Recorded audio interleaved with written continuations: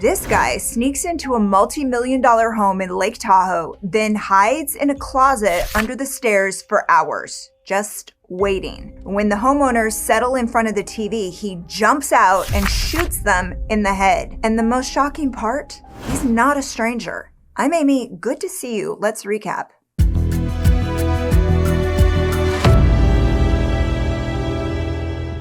It's a sunny Saturday in June 2021. Wealthy real estate investors Gary Spohr and Wendy Wood are out on the water. They're boating with their daughter Erin and their two little grandsons. When they get back to their Lake Tahoe area home, Gary fires up the kitchen and cooks dinner for everyone. Before Erin packs the boys into the family SUV for the drive home to Reno around 7:45 p.m., her mom, Wendy, hands her a check for $90,000.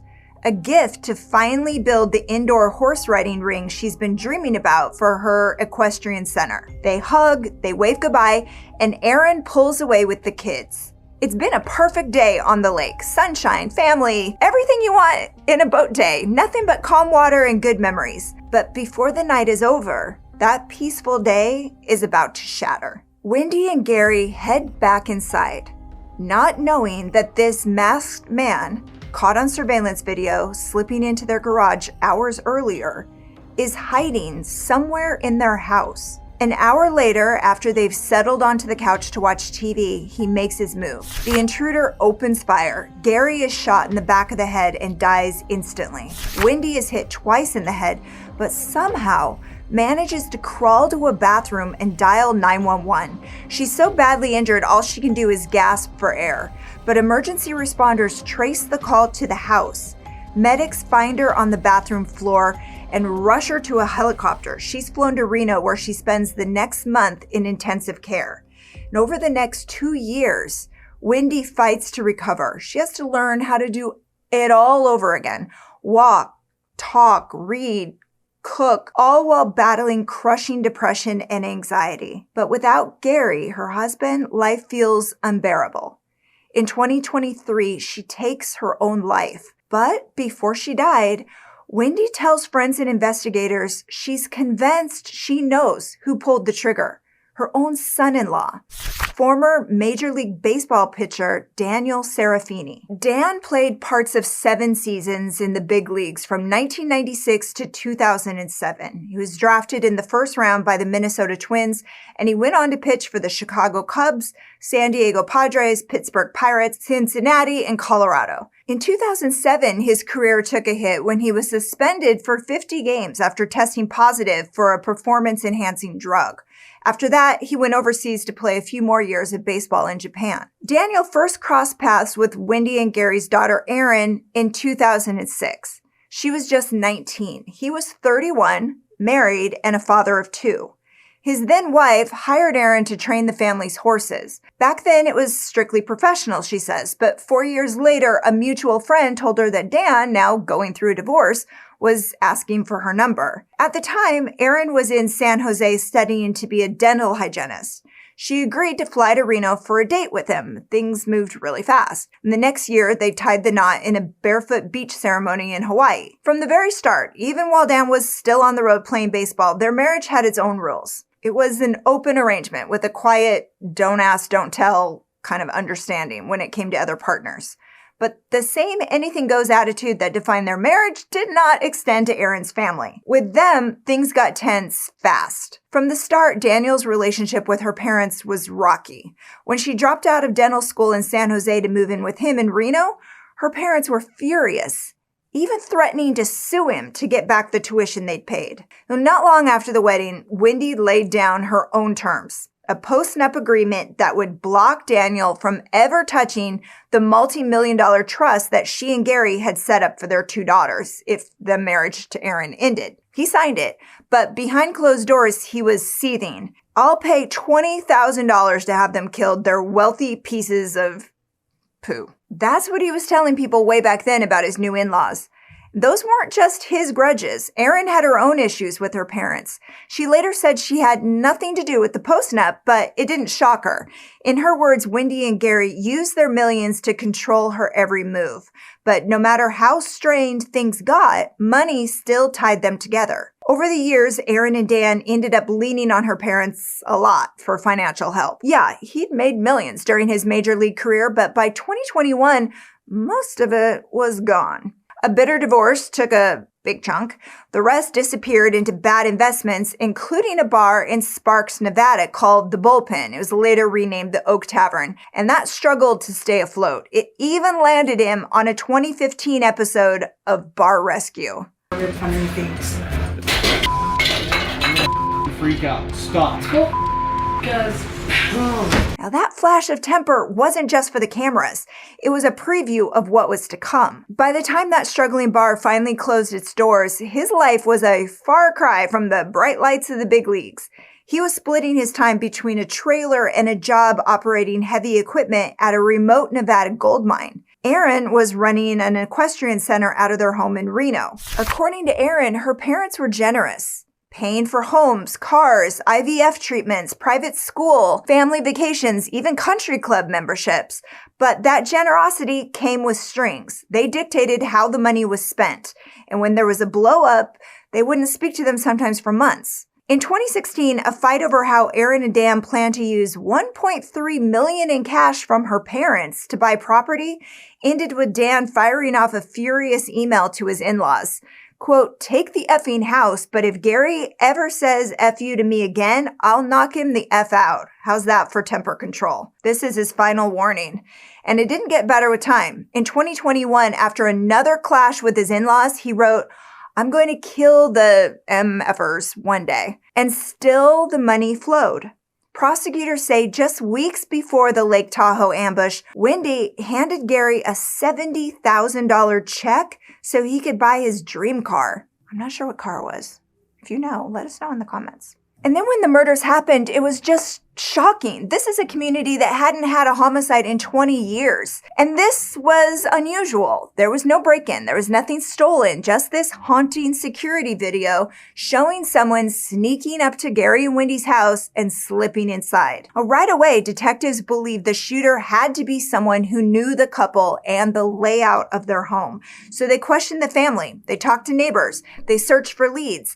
But after months with no answers, the case went cold. Meanwhile, trouble was growing inside the family. Erin's sister held a press conference, offering a $150,000 reward for information, but Erin and Dan didn't show up. And then on the second anniversary of the murders, in June of 2023, Erin's sister made her move. She filed a wrongful death lawsuit accusing Erin and Dan of being involved in the attack on her parents. Just months after that lawsuit made headlines, there was finally a break in the case. Police moved in with search warrants, seizing Erin's and Dan's phones, computers, anything that might hold clues. What they found pulled the investigation in a new direction. Dan's phone was turned off on the day of the shooting, which was odd because usually he sent something like 100 texts a day, but not that day. And then there was the phone data from the nanny, Samantha Scott.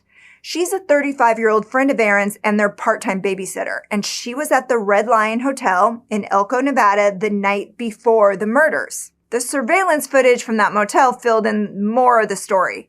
Samantha at the front desk paying for a room with a hot tub that she shared with Daniel. Now that hotel footage was just the start. When detectives sat her down for questioning, she claimed she'd been in Elko on the day of the murders, yes, but she said that Daniel spent the night before with her at the Red Lion Casino and then left to head back to his trailer in Crescent Valley. But her story started to crumble when police showed her her phone data. See, Dan turned his phone off, but Samantha didn't. The pings put her first in Crescent Valley, then Reno, then crossing into California, where her phone lit up near Truckee, just outside Tahoe City. There, a tan Subaru matching hers was caught on home surveillance pulling up near Gary and Wendy's house at 6:42 p.m.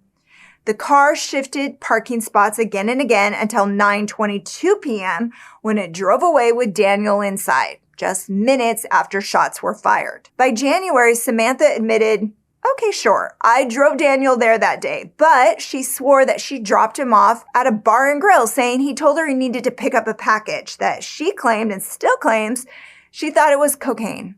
Even though earlier that day, police say she saw him test fire a handgun fitted with a PVC pipe he'd rigged as a silencer. Investigators say that wasn't the only bombshell Samantha had to drop. On the witness stand at Daniel's trial, which began in May of 2025, she told the jury that she first met him in 2017 after signing up to take writing lessons with Aaron. The two women clicked, they got to be friends, and before long, Samantha was helping out with everything, watching the kids, delivering horses, even pitching in around the property. She said Daniel was nice guy. He was easy to talk to. She thought he was good looking.